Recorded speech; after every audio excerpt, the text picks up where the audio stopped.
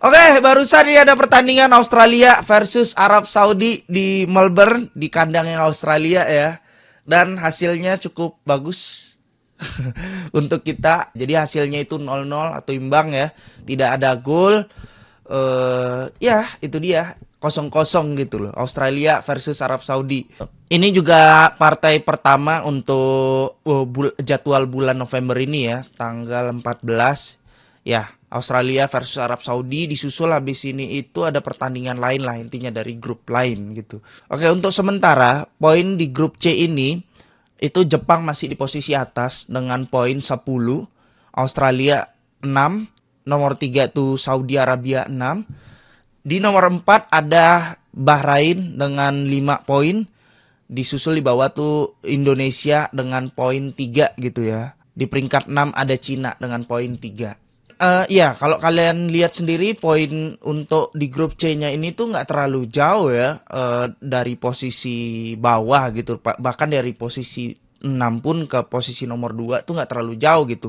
Cuma butuh satu kali menang doang bisa langsung ke peringkat 2 gitu.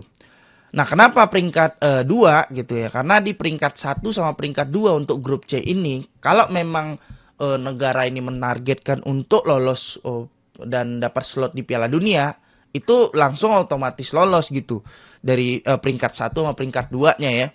Nah, makanya kenapa sangat penting sekali gitu peringkat atas ini di bawah peringkatnya Jepang, karena kalau kita lihat Jepang ini punya poin 10 ya. 3 kali menang, 1 kali imbang. Dan dia juga termasuk yang udah mencetak 15 gol. 15 gol. Ya, itu banyak kali gitu. Cuman satu yang kebobolan dia itu.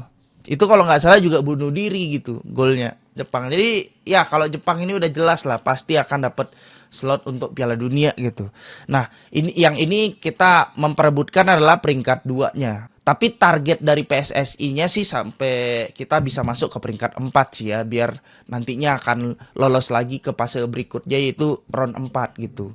Dengan imbangnya Australia versus Arab Saudi ini ngebuat poin ke atas akan jadi pertimbangan lagi untuk negara-negara yang lain ya, kayak Bahrain, Indonesia, Cina gitu, untuk bisa memperebutkan posisi-posisi atas gitu.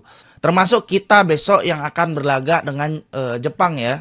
Nah, kalau seandainya kita bisa nahan imbang, ya peringkat kita akan naik 1 poin gitu, karena kita di sini peringkat mungkin tetap, tapi kita bisa di sini mengantongi 1 poin lah. Seenggaknya poin kita jadi 4 gitu ya. Kalau seandainya kita bisa menang dari poin kita yang 3, itu bisa langsung ke posisi, ya kalau misalkan seandainya kita besok menang gitu lawan Jepang ya, kita bisa ke peringkat 4, 3 atau bahkan bisa 2 gitu. Dengan 3 poin kalau kita berhasil kantongi ya, karena poin yang kita dapetin sekarang itu masih 3 gitu. Nah, kalau misalkan kita 4, di atas kita masih ada Bahrain yang mengantongi 5 poin, ya mungkin posisinya masih di peringkat 5. Tapi kan kita ada laga 2 gitu. Nanti akan ketemu sama Arab Saudi lagi. Kita kalau hitung-hitungan sekarang ini nggak cuma di Indonesianya doang loh. Untuk negara kita doang kita hitung-hitungan ya. Tapi kadang di pertandingan negara lainnya juga contoh kayak Arab Saudi sama Australia ini yang mereka tuh nggak terlalu melebar, ya nggak terlalu memperlebar kemungkinan lah kita untuk bisa merangkak ke posisi atas ini ya, karena dengan poin mereka yang masih 6 poin gitu ya, jadi yang posisi-posisi atas kayak Bahrain, Indonesia, Cina masih bisa ngerangkak lah ke posisi atas karena nggak terlalu jauh gitu harusnya. Kalau misalkan kita bisa menang gitu, tim-tim bawah juga bisa menang. Tapi yang paling penting ya kitanya lah bisa menang gitu lawan Jepang ya, amin gitu kalau bisa menang ya. Jadi pertandingan Australia versus Arab Saudi ini maksudnya lumayan oke sih ya di pertandingan kali ini. Karena mereka kan habis ganti pelatih juga Arab Saudinya. Dan sungguh mengagetkan juga nih. Penguasaan bolanya sampai 58% loh Arab Saudi ini. Ini sih apa ya? Jadi intinya mereka lumayan tinggi untuk penguasaan bola, nggak seperti main mereka yang sebelumnya gitu. Ketika berhadapan dengan tim-tim gede mereka nggak terlalu banyak penguasaan bola. Tapi untuk kali ini penguasaan bola mereka lumayan gede dengan pelatih barunya ini. Ini pelatih yang pernah ngalahin Argentina waktu Piala Dunia ya. Jadi yang sebelumnya itu kan pelatihnya Mancini. Nah, ini sekarang pelatih lama mereka yang kembali lagi buat ngelatih Arab Saudi. Jadi total tembakan yang bisa didapatkan di pertandingan kali ini tuh Australia tuh sekitar 13 total tembakan, 5 off target, 2 on target, dan 6 block. Oke, kalau nggak heran sih ya kalau Australia, karena emang mereka lumayan dominan juga untuk dari serangan, karena waktu lawan Indonesia pun juga mereka serangan juga lumayan mematikan gitu loh. Banyak kali serangannya, dan ya kita bisa nahan imbang Australia ya dengan segitu banyak serangan yang dilangsungkan oleh Australia ini.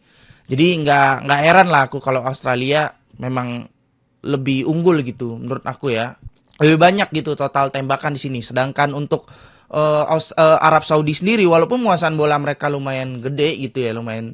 Nah ini total tembakan cuma bisa dihasilkan 3 gitu. Nah ini dikit kali gitu ya.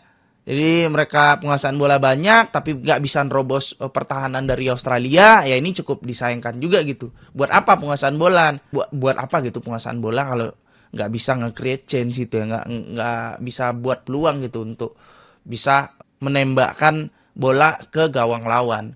Jadi di sini cuma 3 total tembakan, 1 off target, 1 on target, dan 1 di blok. Nggak bagus pastinya ini untuk Arab Saudi, tapi memang udah ada perubahan lah yang dilakukan oleh Herve Renard ini ya, pelatihnya dari Arab Saudi yang sekarang gitu ya.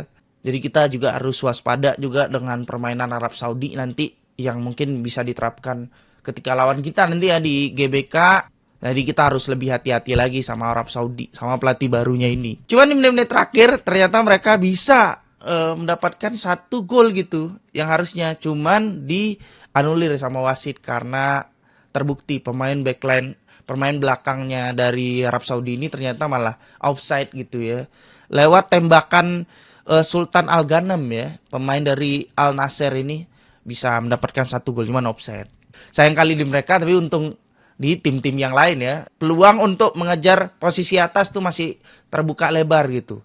Tapi ya target kita kalau nggak bisa ke peringkat atas ya 4 besar bisa lah. Oh ya mudah-mudahan ini positif lah untuk kita juga nanti yang akan berhadapan dengan Jepang besok. Kita bisa dapat poin 1 paling nggak lah ya lawan Jepang ya. Kalian tahu sendiri kan Jepang bukan tim yang kaleng-kaleng gitu loh. Dijuluki King of Asia juga. Mereka dijuluki itu ya bukan karena sebatas guyonan gitu, karena emang beneran mereka kingnya di Asia ini gitu. Langganan Piala Dunia. Besok mudah-mudahan bisa dapat ya paling nggak 1 poin lah dari Jepang gitu. Ya walaupun besok kita akan berhadapan dengan pemain-pemain yang berkualitas ya di Jepang itu kayak Kubo, Mitoma, Takumi Minamino, Ueda kalau nggak salah tuh dia cedera katanya ya. Ya tapi masih banyak sih pemain-pemain yang punya kualitas juga di Jepang ya.